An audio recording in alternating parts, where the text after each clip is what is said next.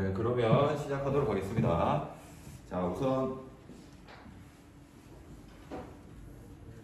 처음부터 풀어왔던 학생들은 1회부터 해왔던 학생이 약간씩 이제 난도가 올라간다? 네, 이런 생각이 들 텐데, 그 이유는 길죠. 먼저 제시문이 길다라고 하는 거고, 근데 또 풀어보면 그 제시문 안에서 어디에 답이 있느냐라는 걸 찾는 게 결국에 약수령이다라고 할 수 있습니다. 그래서 지난 시간에 얘기했던 것처럼 이건 논술입니다. 논술.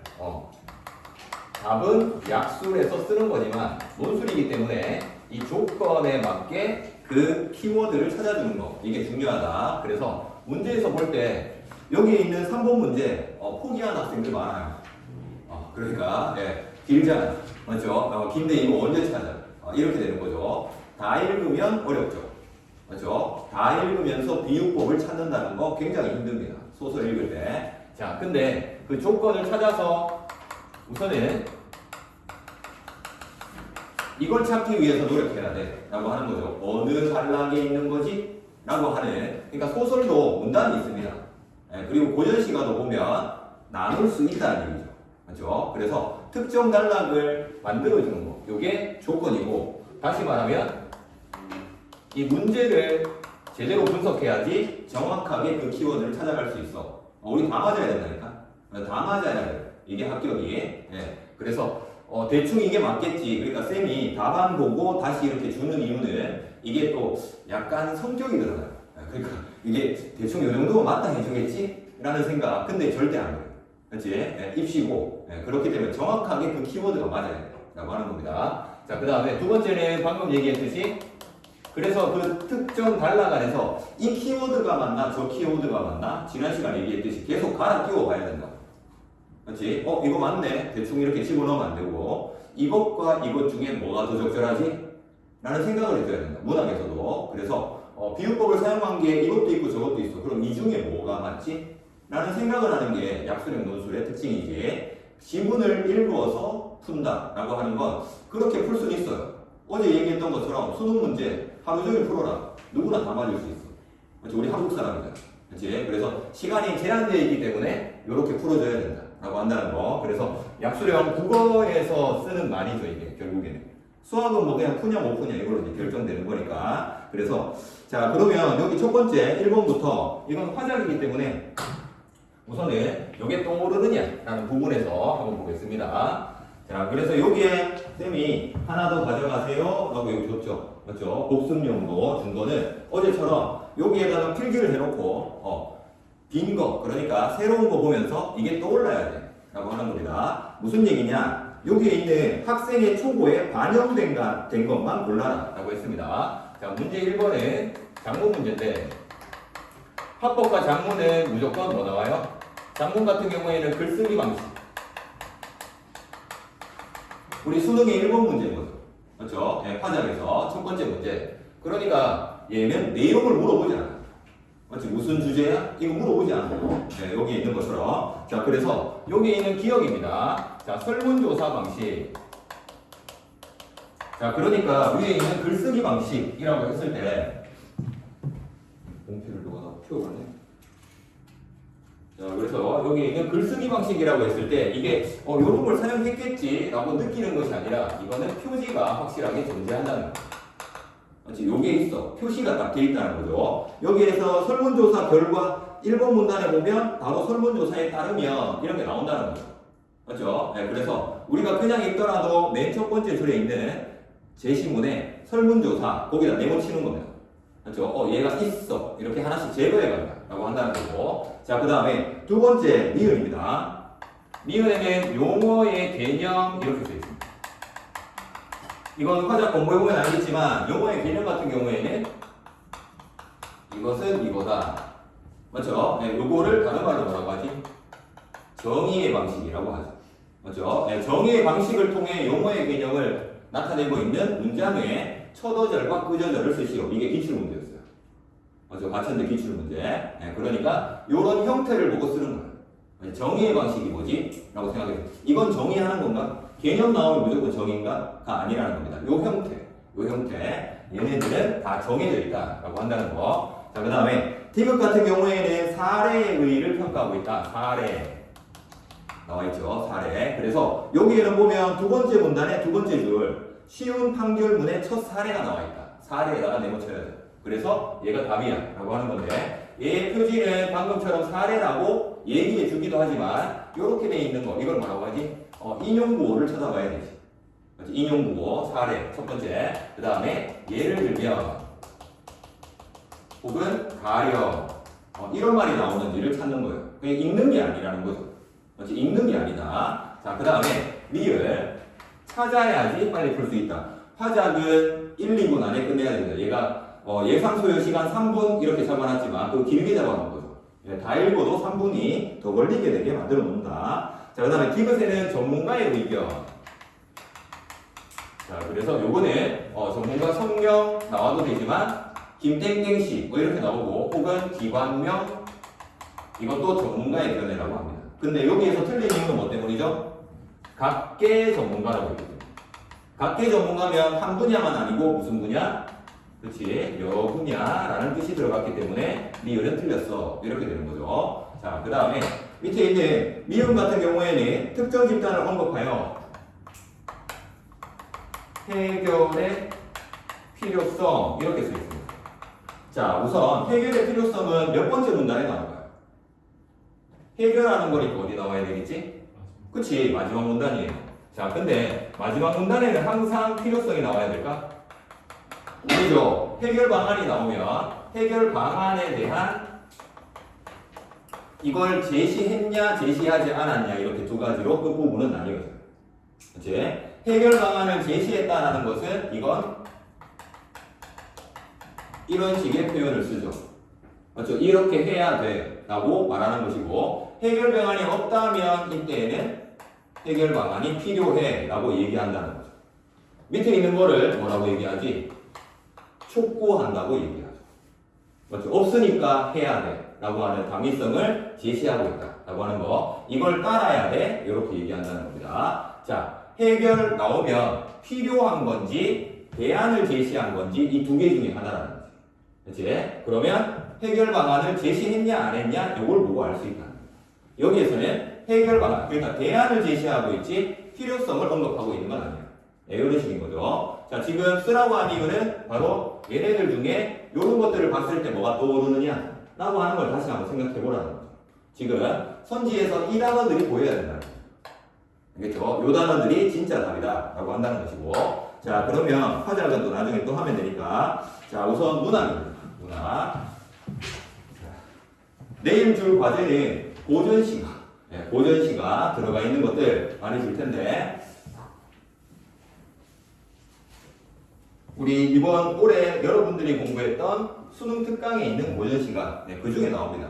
시험 보면 거기에 있는 거니까. 자, 그래서 여기에는 보면 우선 문제.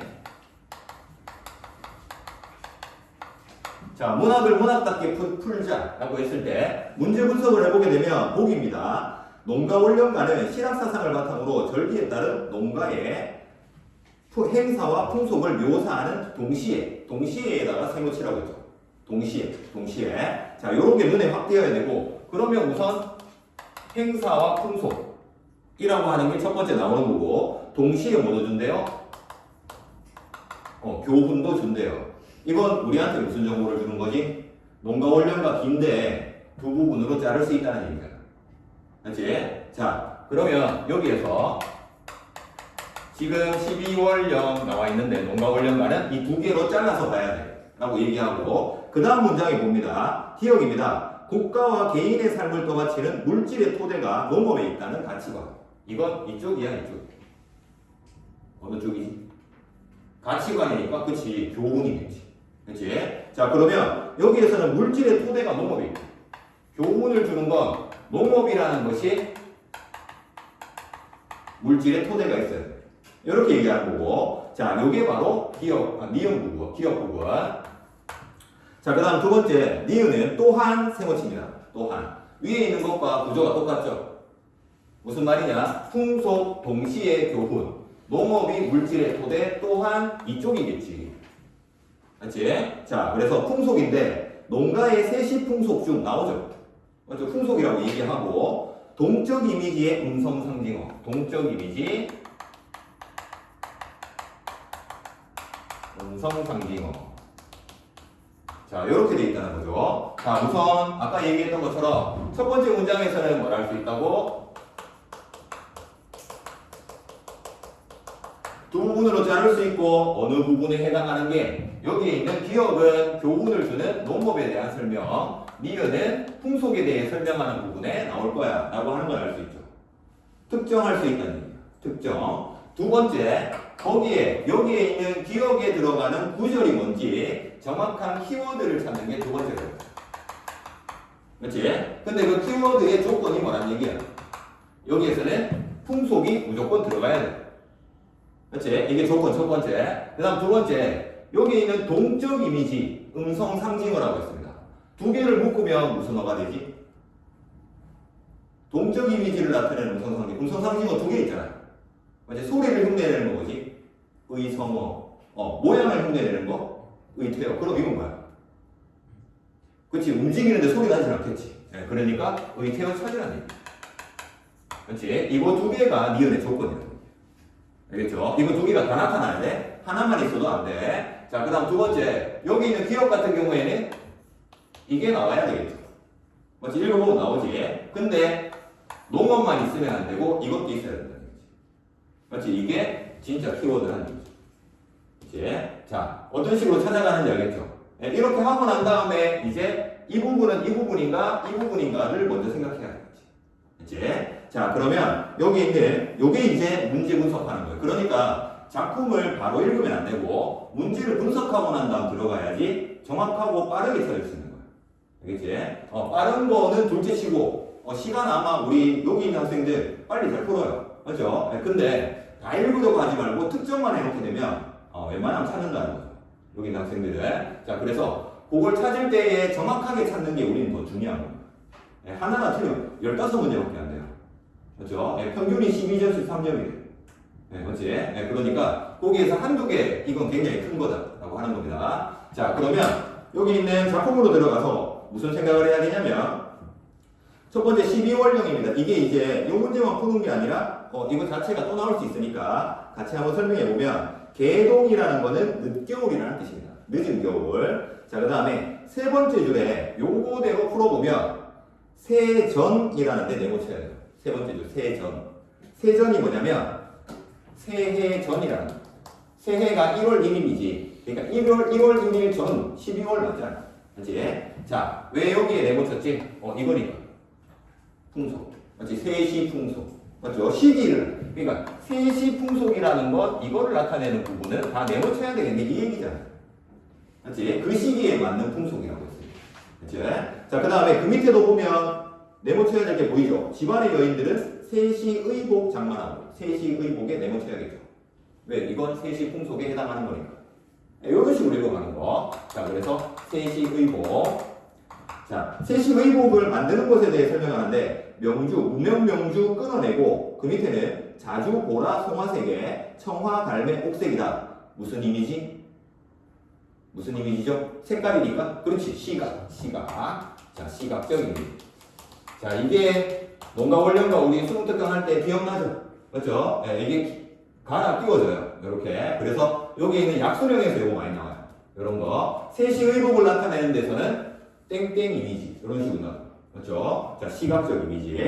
자, 세시의복. 자, 그 다음에 그 밑에는 보면 일변으로 지어내니 상자에도 가득하고 횟대에도 걸었도다. 여기까지는 옷 만드는 거. 새 옷. 그 밑에는 뭐죠? 입을 것 그만하고 음식장만 하오래. 음식장만 네모쳐야겠죠. 왜? 이거 풍속이니까. 그치? 자, 그래서 설에 먹는 음식, 떡살 몇 마리고 술살 몇 마리냐. 자, 그 다음에 메밀쌀 만두 빚고 새육에다가도 네모쳐야겠죠. 새육. 새자가 새해 하는 거. 세배 할 때 새자죠. 설날에 먹는 고기란 뜻입니다. 풍속이죠. 자, 그 다음에 북어, 낙평날, 창에 묻어, 잡은 꽁. 북어, 꽁은 왜 네모치지 않죠? 이거 풍속 아니잖아. 맞지? 늘 먹는 거죠.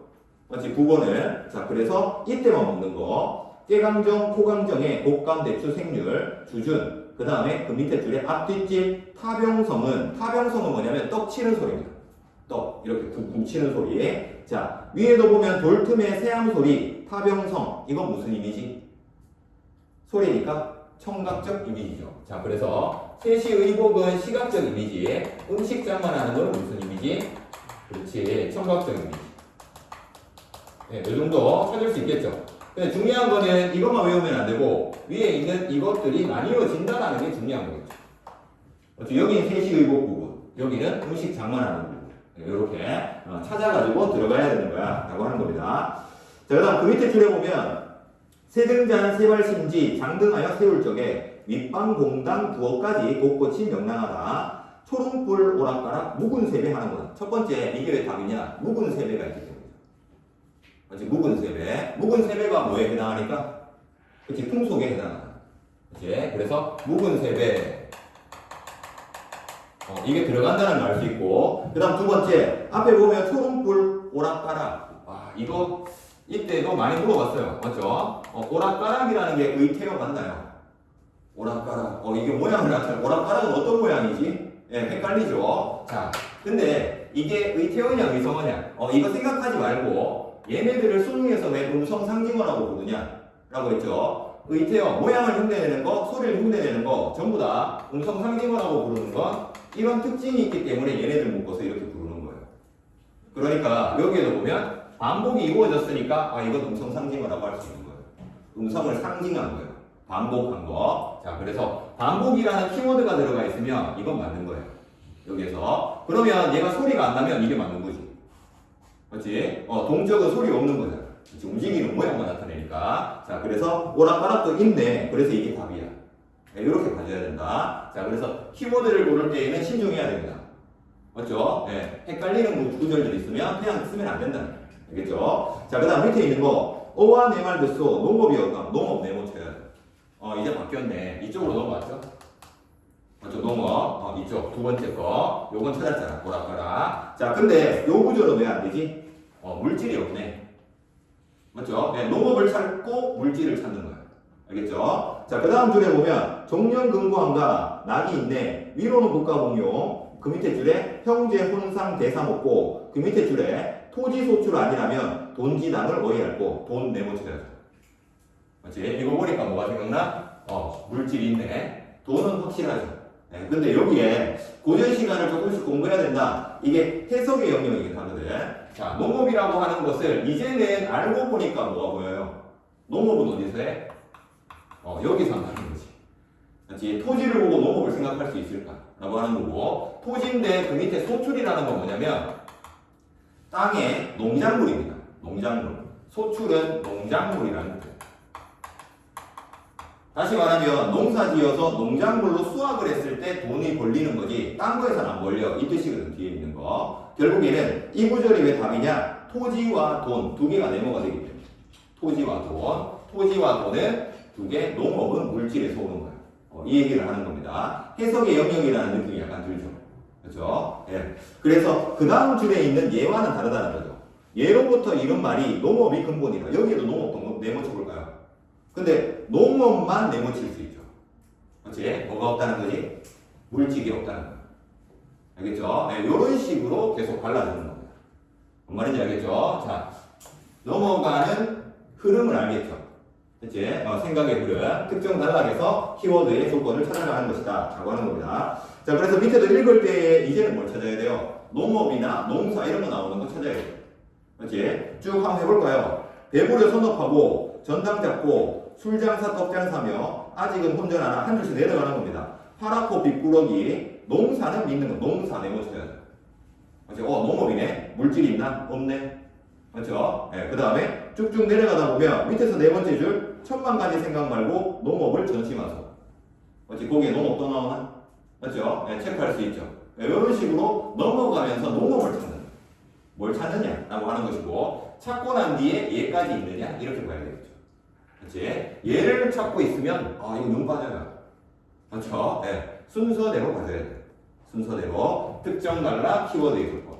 네, 요게 고전시가 문학에서 보는 거. 자, 그 다음에 3번 문제로 한번 가보겠습니다.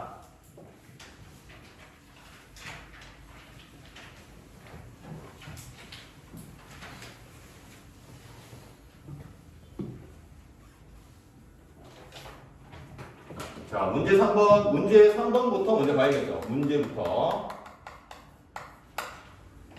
자, 그래서 여기에도 보면 첫 번째, 자, 이게 소설인데 1번 문제, 3번 문제 비유적인 표현을 통해 자, 첫 번째 조건은 비유, 동그라미 쳐야겠죠. 먼저 비유를 찾아야 돼. 근데 이게 찾는 게 어렵죠. 그렇죠? 길잖아. 두 번째, 당황스러워 어찌하지 못하는 상황이네. 당황하고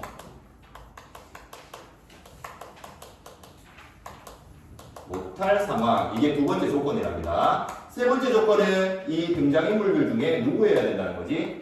현이 이렇게 돼 있는. 그렇지? 자, 근데 여기에서 이거 바로 찾으면 눈 빠진다. 맞죠? 네, 특정 단락을 먼저 가야 되는데 특정 단락을 가는 건 뭐냐라고 했을 때 여기에서 문학답게 표현을 해볼게요.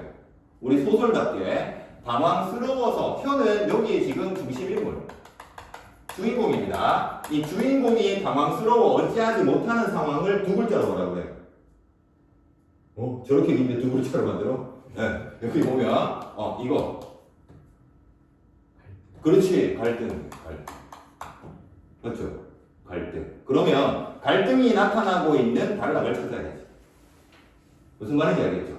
여기에서 자 그러면 그 단락은 뭐냐? 첫 번째 단락도 아니고 두 번째 단락도 아니에요. 첫 번째 단락 보면 여기에 갈등이 있나요? 아니잖아. 맞죠? 이건 요약적 제시하고 있잖아. 맞지? 두 번째 단락도 뭐예요? 이 동네 살기 좋은 곳만은 아닌 것 같아. 네, 이렇게 요약적 제시를 하고 있어요. 근데 세 번째 단락부터 누가 나와요? 세 번째 단락의 두 번째 줄 가네무라 나오죠. 그렇죠? 가네무라. 사람 나오는 순간 뭐지? 이게 있겠구나 라고 생각할 수 있다는 거죠. 요 단락부터 뭐 해야 된다는 거지? 이걸 찾아야 되는데 이거 찾기 전에 뭐 해야 돼요? 이 사람이 느끼는 감정이 나와야 되지. 그러면 이 사람이 뭐여야 돼? 이거여야 되지 않나? 그렇지? 문장 중에서 자 지금 뭐 얘기한 거냐면 아까처럼 2번이 결국에는 여기 뭐라는 거지? 이거라고 생각해야지. 맞죠? 예. 우리 소설 배웠잖아요. 맞죠? 여기 지금 모르는 단어 쓴 거 하나도 없어. 우리가 쓴 거 써먹는 거예요. 그렇죠? 예. 그래서 여기 있는 특정 단락, 요 단락이네 갈등이 나오니까 우선 뒤져보는 겁니다. 두 번째, 현을 주어로 한 부분에서 우리 수능에도 보면 알지만 비유적 표현은 무조건 지규예요. 뭐뭐 같이 뭐뭐 하는 듯이 이게 나오는 부분을 찾으면 되는 거예요.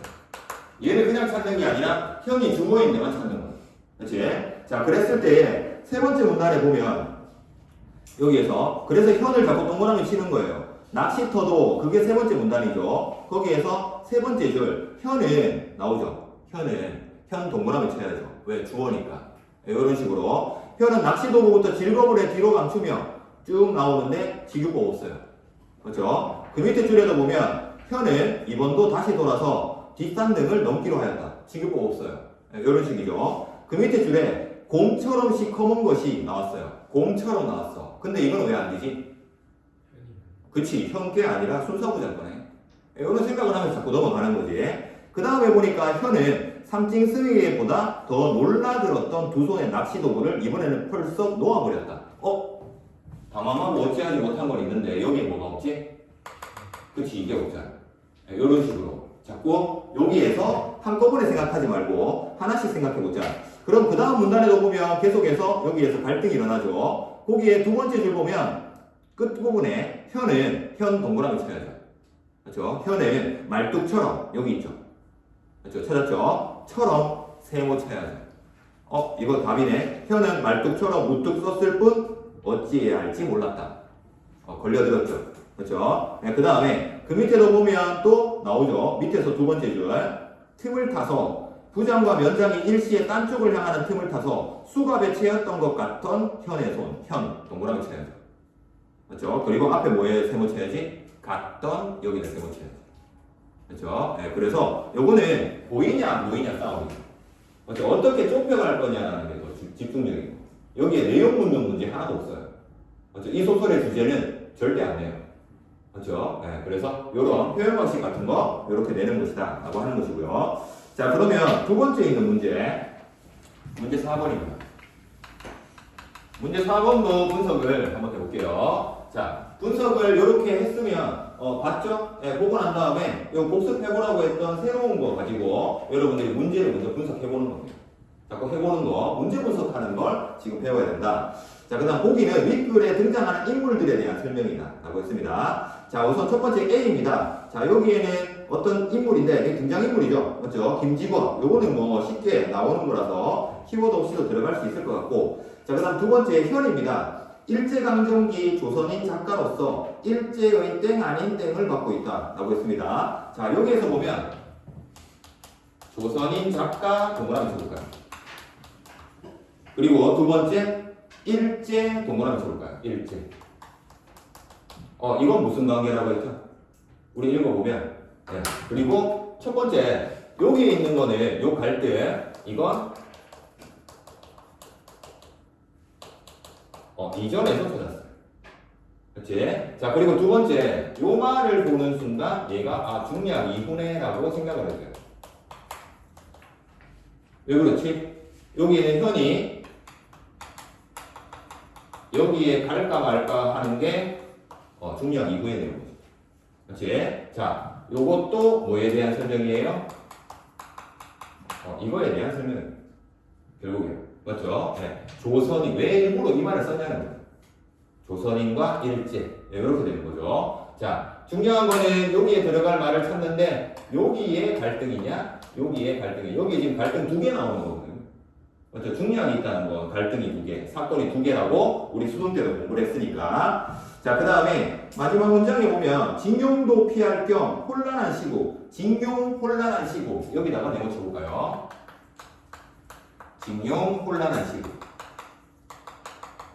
이거를 피한다고 하니까 이거와 반대되는 곳이 있겠네. 그치? 여기에 있는 여기에 네모가 되는 거고요. 그리고 피해 이곳을 떠나서 C를 떠나는 거니까 C는 이런 곳이겠네요. 그렇죠? 이곳을 떠나서 밑에 있는 D로 거처를 옮겼대. 거처에 줄쳐보면 이거는 뭐로 오는 거지? 그치? 요거 물어본다는 걸 알 수 있겠죠. 공간적 배경 이런 건 어디에 나오죠? 첫 문단에 보면 여기서 찾아야겠네. 이거 뭐 쉽게 찾죠. 근데 처음부터 읽으면 이 문제는 맞추죠. 그렇죠? 네, 근데 처음부터 읽으면 이거 찾기가 어렵죠. 그치? 네, 그래서 문제가 요구하는 부분이 어디냐라는 걸 특정하는 게 소설이다 라고 할 수 있습니다. 자, 그래서 여기에 지금 주제나 이런 것들 아무것도 물어본 게 아니야. 우리가 알고 있는 문학답게 푸는 방식. 문학답게가 뭐지? 우리가 알고 있는 문학의 용어들을 자꾸 사용해줘요. 이거는 뭘 가리키는 거구나. 어느 문단이구나. 요거를 자꾸 생각해 주는 거. 자, 그래서 거기에 자꾸 생각을 맞추기 시작하면 그게 이제 보이기 시작한다 라고 한다는 것이고. 자, 그 다음에 뒤에 있는 5번에서 6번. 자, 여기에도 이제 독서 지문.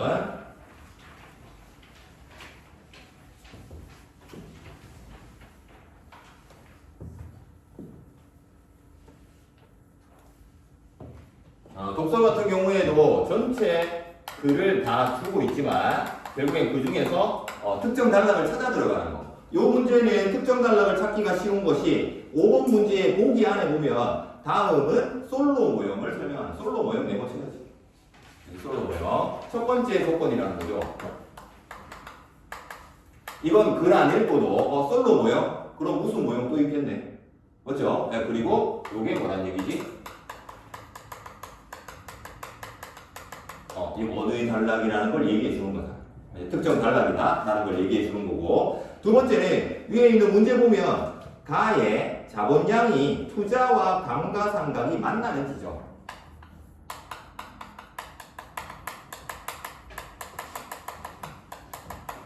이게 뭐죠? 바로 만나는 지점. 이게 키워드잖아. 그렇죠? 네, 그러면 만나는 지점 바로 보이긴 하지만 여기 이제 이 두 개의 단어가 나오는 문장을 자꾸 찾는 거예요. 그렇지? 그러니까 문단을 찾아놓고 그 문단 안에 어떤 문장에 답이 있지? 키워드, 정확한 키워드를 찾기 위해서 이렇게 찾아 들어간다 라고 하는 것이고, 마지막 나에 해당하는 것 추가적인 경제성장. 여기에 중요한 단어는 뭐죠? 이게 답이 되려면 그냥 경제성장이 아니라 이게 들어가야 되는 거지. 그렇지? 추가적인 거. 자, 저걸 어떻게 표현했느냐라고 하는 것인데 결국에 앞에 보면 여기에서 솔로 모형이라고 하는 게 위에서 하나 둘 그림 1 밑에 있는 문단 그러니까 그림이 바로 위에 문단 보면 첫 번째 문장에 솔로 모형에서는 나오죠. 그러면 솔로 모형 눈을 밟는 거예요. 네모. 맞죠? 솔로 모형의 네모. 첫 번째 줄에. 자, 그러고 난 다음에 쭉 연결해 봅니다. 자본량의 변화는 경제 성장으로 이어질 수 있다. 하지만 그 다음 줄에는 한계 생산물 체감의 법칙이 작용한다. 왜 동그라미 치지 않죠? 우리가 찾는 건 뭐예요? 투자와 감가상각만 머리에 놓고 자꾸 찾는 거예요. 그치? 자, 그랬을 때 그 다음 문장에 세 번째 문장에 보니까 뭐가 나와요? 자본량은 투자와 감가상각이라는 여기에 동그라미 쳐야 되죠. 투자, 감가상각 나왔어. 맞죠? 네, 그러고 난 다음 밑에 보면 감가상각은 자본이 소모되는 것, 감가상각은 자본량의 비례, 감가상각보다 크다면 그리고 반대의 경우 그리고 만나는 지점인 K, 얘가 답이네. 맞죠? 그리고 균제 상태 이렇게 나오죠. 자, 그래서 요게 밑에 있는 6번 문제와 연결되죠. 그렇죠? 방금 했던 거. 자, 그 다음에 그림 바로 밑에 있는 부분 보면 이렇게 표현됩니다. 그림이 밑에 한편 자본량만으로는 균제 상태 이후 발생하는 여기다 내놓으셔야죠. 이후 발생하는 거. 이후 발생이라는 말은 이게 반대가 있는 거 아닌가? 이전도 있다는 얘기. 그렇죠? 네, 이후 발생은 이거와 똑같은 말이라는 거죠. 그렇죠? 추가 발생, 이후 발생. 그렇죠? 네, 경제 성장 해왔는데 이후의 경제 성장은 어떻게 되느냐 이 얘기를 하는 거니까. 그래서 여기에 이 문장을 쭉 따라가면 바로 기술 진보라는 답이 여기에 나온다는 거예요. 그렇죠? 자, 이거 다 읽어도 답 나오고요. 찾아도 답이 나와요. 뭘 해야 되냐는 거지. 그치? 네, 찾아서 들어가야지 더 정확하게 올 수 있어. 라고 하는 겁니다. 자, 이 글이 눈에 들어온다고 쭉쭉 읽어가면 안 된다. 라고 하는 것이고, 밑에 있는 6번 문제입니다. 똑같이 분석해보면, 보기 안에 다음은 솔로 모형. 또 솔로 모형이네. 네모. 솔로 모형 네모. 6번 문제 보기에. 그리고 뭐에 동그라미 쳐야 되죠? 투자 동그라미, 감가상각 동그라미 쳐야 되죠. 그치? 네, 보이죠? 이제 분석하는 방식에. 그리고 밑에는 뭘 체크해야 되지? 부등호의 네모, 각각 네모 치면 되죠. 크다, 작다, 같다. 이렇게 세 가지에. 그래서 위에 보면 큰 경우가 있고, 반대의 경우가 있고, 그 다음에 균제 상태가 나오죠. 그죠? 네, 그래서 여기에 보기에는 보면, 그래서 옆에 설명한 거에는 전부 다 무슨 단어가 나오냐면, 자본량에다가 다 동그라미 치면 됩니다. 자본량이 땡땡, 자본량이 땡땡, 자본량이 땡땡. 그 다음에 밑에 세 번째로, 네 번째로 자본량이 땡땡. 그리고 마지막에는 뭐가 나왔지? 실질 국민소득 땡땡. 이렇게 나와요. 그렇죠? 그래서 요 키워드들, 이번에는 자본량을 다 동그라미 치면서 읽어야겠네. 라고 생각해야 되겠죠. 자, 그래서 얘네들 진도 나가는 방식이었고요. 자, 그 다음에 7번에서 8번 문제. 여기 한번 봅시다. 자, 이거는 글이 읽기가 쉽게 생겼죠. 그렇죠? 네. 근데 여기에서도 우리가 찾아가자. 그러니까 이 글 내용 묻는 게 아니다. 그래서 남들의 이거 보면 쉽게 풀면 되겠네. 시간 안에 못 풀걸요? 처음 풀면. 그리고 키워드 이상한 거 자꾸 집어넣으라고 하는 거죠. 그 말이나 이 말이나 똑같은 거 아니야? 라고 하는데 그건 이런 논술의 특징을 모르는 거예요. 자, 문제 7번 보면 자, 여기에서 조건입니다. 기업과 니은은 모두 어떤 수의 집합과 자연수의 집합의 1대1 대응 여부를 증명하기 위한 방법이라고 했습니다. 특정 단락을 찾으려면 여기에서 무슨 단어에 네모쳐야 될까요? 방금 읽었던 이 문장에서 이거는 어디를 나타내는 기업과 니은을 찾아야 돼요. 우선 기업과 니은 모두에다가 동그라미 쳐보세요. 모두 다 드러나는 부분이니까 기업과 니은이 한꺼번에 있는 어떤 문단을 지칭하는 단어네 라고 하는 걸 알 수 있겠지. 모두 뭘 할 수 있대? 1대1 대응. 맞죠? 보이죠? 네, 맞죠? 자, 1대1 대응. 그러면 1대1 대응이라는 문단을 먼저 찾아야겠네. 라고 생각해야겠죠. 자, 강의 75죠. 어려운 거 아닙니다, 여러분. 자, 특정 단락을 먼저 찾아줘.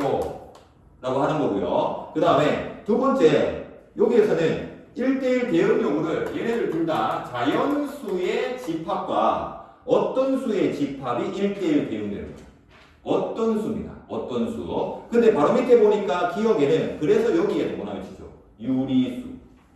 유리수. 왜 거기에 동그라미 쳐? 자연수와 기억은 유리수가 1대1 대응되는 거라고 얘기하는 거죠. 지금 보기에서. 그 다음 니은에서는 나열한 무슨 수? 실수가 1대1 대응된다고 얘기하는 거죠. 자, 그러면 답은 거의 다 찾았죠. 맞죠? 네. 특정 단락 1대1 대응되는 부분에서 유리수 설명하는 건 기억인 거예요. 유리수라는 단어만 찾으면 돼요. 그치? 니은은 실수를 설명하는 거 찾으면 돼요. 그치? 그러면 글로 가보게 되면 여기에서 그림 바로 밑에 보면 1대1 대응이라는 게 처음 나와요. 그렇죠? 두 번째 줄에 보면 그림 1 밑에 칸토원의 두 번째 줄에 두 집합 AB가 1대1 대응이 되면 1대1 대응에다가 네모 쳐야겠죠. 그렇죠? 네모. 자, 그러고 난 다음 여기서부터 읽어야겠네 라는 생각을 하는 겁니다. 1대1 대응. 자, 그러고 난 다음에 나오는 게 자연수 나오죠. 그렇죠? 그 다음 문장에 자연수 동그라미 치는 거야 라고 하는 거죠. 자, 그리고 난 다음에 그 다음 문단에 보면 칸토어는 첫 번째 문장에 자연수의 집합과 유리수의 집합, 유리수 동그라미 쳐야지. 유리수 보이죠? 그렇죠? 네, 보였으면 유리수에 대한 게 뭐에 대한 설명이야? 쭉 내려가 보니까 대각화 증명이라고 하네. 이게 키워드. 그렇지? 자, 대각화 증명이라는 게 유리수 설명하는 부분에 조밀성 나오고 분수 막 나오는 데 있잖아요. 그렇죠? 대각화 증명 이렇게 나왔습니다. 거기에 대각화 증명의 마지막 문장에도 보면 따라서 유리수의 집합은 자연수의 집합과 기수가 같은 것이다. 기수가 같단 말든 간에 이 부분은 뭐라고? 자연수와 유리수. 다시 말하면 기억을 설명하는 부분이에요. 볼 수 있는 거죠. 그 다음 그림 2 밑에는 보니까 무슨 단어가 보여요? 대각선 논법을 얘기하는데 왜 얘가 답이 되는 거지? 바로 대각선 논법을 통해 무엇의 집합? 그치, 실수의 집합 나오잖아. 실수 동그라미 쳐야겠죠. 그렇죠? 네, 그래서 여기에 있는 부분에 대각선 논법이야. 요거는 읽어도 찾을 수 있고 바로 찾을 수도 있어요. 그렇죠? 방금 해봤듯이. 자, 특정하고 키워드 조건 찾기. 요게 공식. 알겠죠? 이렇게 들어가 주는 거. 자, 그 다음에 밑에 보면 여기에서는 문제 8번 문제. 자, 요게 이제 분석을 좀 더 잘해야 되는 거.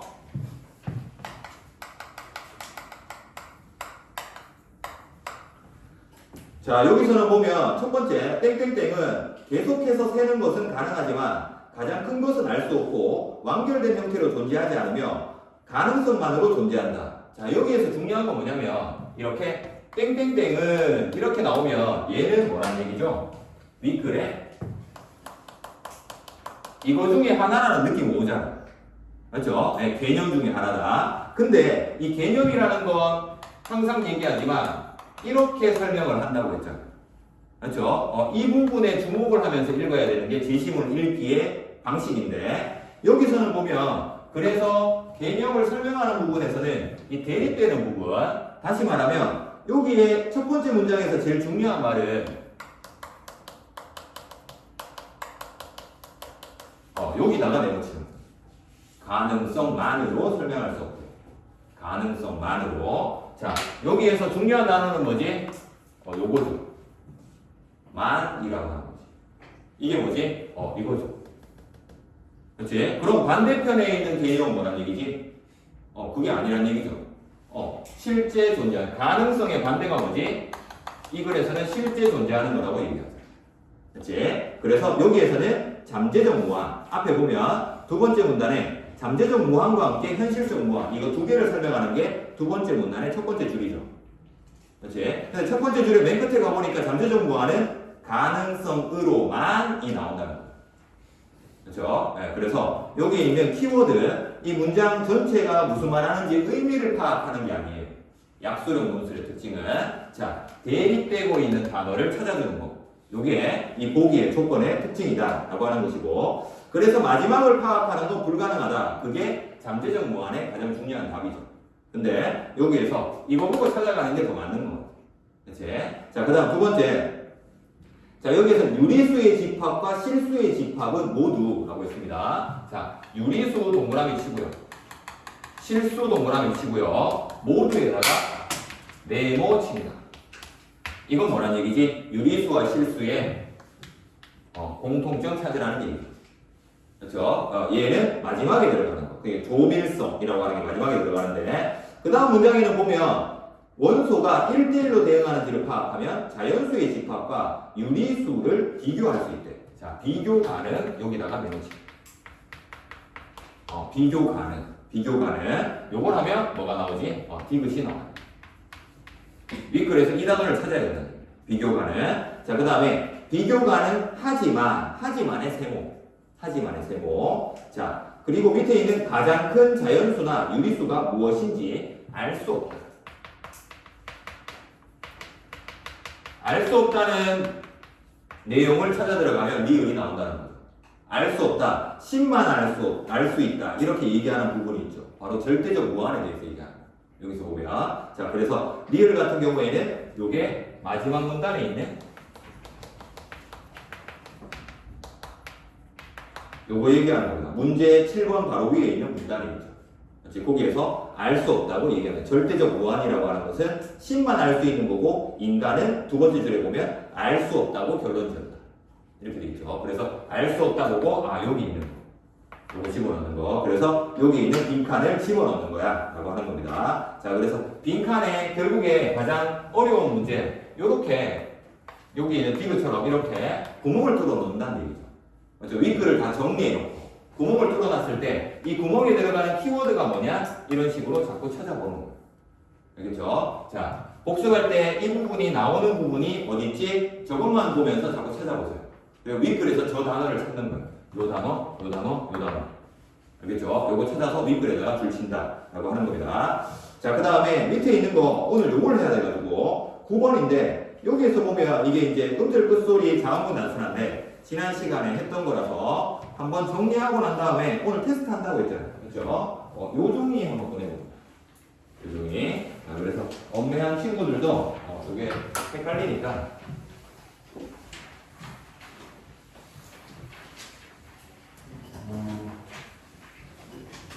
여기 문법 그래서 너무 겁먹지 말고 우선 한번 적어볼래요? 적을 수 있겠어요?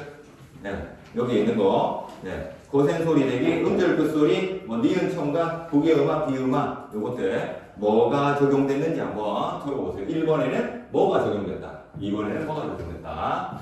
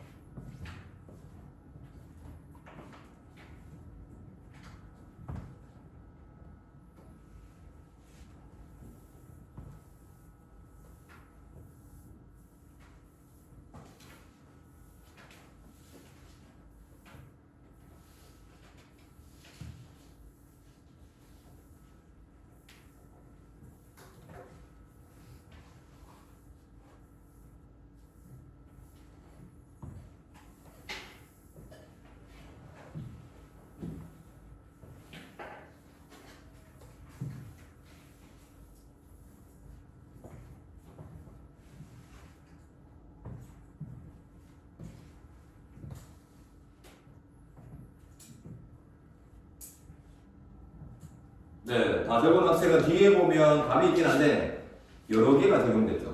그렇죠? 네, 여러 개 적용된 게 문제로 나올 거고요. 여기 있는 예문들은 이번 2024 수능 특강에 있는 음운변동의 예문들입니다. 네, 그래서 헷갈리게 만드는 거, 발음 잘못하는 거, 뭐 이런 것들이, 그러니까 여기에 밭이랑이 아니라 반리랑이라고 읽어야 돼. 뭐 이런 것들이 나오는 게 수능 특강의 내용들이고, 우선 한 번 더 다시 한번 정리해 보겠습니다. 자, 여기에 있는 음운변동, 지금 여기에 있는 이 문제 10개는 전부 다 요 6개 안에서 다 해결되는 거. 요것들을 알면 된다라고 하는 거. 여기에 된소리 대기가 하나 더 들어가는 거죠. 그렇죠? 네, 그 다음에 음절 끝소리 규칙 같은 경우에 지난 시간에 얘기했듯이 바둑이, 그 다음에 나라, 마음, 이렇게 7개로만 소리 나는 거야. 그렇죠? 받침에 이것 이외에 나머지 자음이 들어오면 이건 음절 끝소리가 제일 먼저 적용돼요. 지금부터 이제 생각해야 되는 게 요거예요. 이 용어들이 익숙해지게 되면 순서대로 적어라. 이게 기출 문제예요. 순서대로 적어라 라고 하는 거죠. 순서가 틀리면 틀리게 만드는 거지. 뭔 뜻인지 알겠죠? 얘는 무조건 제일 먼저 일어나는 겁니다. 그렇죠? 그 다음에 여기에 있는 거 얘네들을 이름을 구분해줘야지 이제 밑에 있는 것들을 이해하기가 쉬운데, 위에 있는 바둑이 안 울림 소리입니다. 안 울림 소리. 밑에 있는 나라 마음 얘는 울림 소리입니다. 그렇지? 자, 근데 여기에는 이 두 개가 울림 소리예요. 울림 소리. 근데 비음이라고 하는 건 여기 있는 리을만 유음이라고 부르고요. 나머지 니은, 리을, 니은, 미음, 이음 요것들을 뭐라고 부른다? 비음이라고 부릅니다. 비음. 그래서 여기 있는 리을이 니은으로 바뀌어도 비음화라고 합니다. 그렇죠? 자, 그러면 여기 있는 비음화 같은 경우에는 비읍, 디귿, 기역. 그러니까 기역, 디귿, 비읍.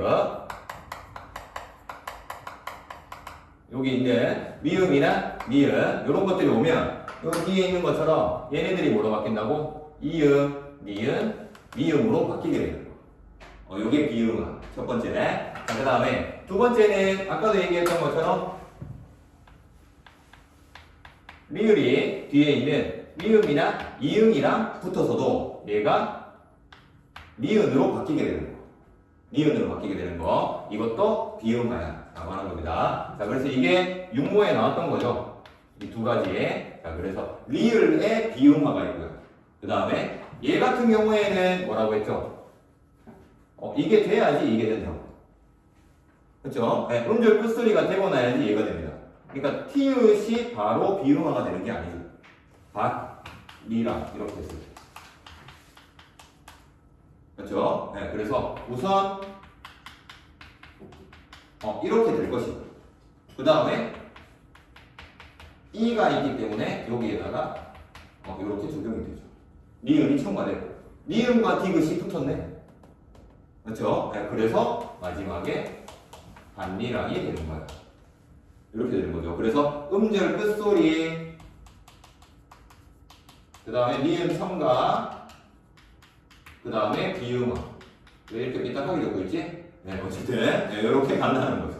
그렇죠? 그래서 이런 식으로 넘어가게 되는 거. 이게 바로 우리가 지금 공부해야 될 부분이라고 하는 것이고요. 그 다음에 유음화 같은 경우에는 지난 시간에 얘기했듯이 이거 생각해보면 리을과 니은이 붙었을 때는 여기에 보면 니은이 없죠? 맞죠? 그래서 리을과 니은이 붙으면 앞뒤로 다 됩니다. 그렇지? 그래서 여기에 있는 니은은 앞에 있는 리을 때문에, 요거는 뒤에 있는 리을 때문에 물난리가 되는 거죠. 앞뒤로 다 돼. 라고 하는 거. 어쨌든 니은이 이건 리을로 바뀌는 겁니다. 여기에서 뭐가 바뀌는 거냐? 여기에서 중요하다. 자, 그래서 얘가 바뀌는 거고요. 여기 얘가 바뀌는 거. 여기는 얘가 바뀌는 거죠. 그렇죠? 그 다음에 거센 소리 내기는 이렇게 있죠.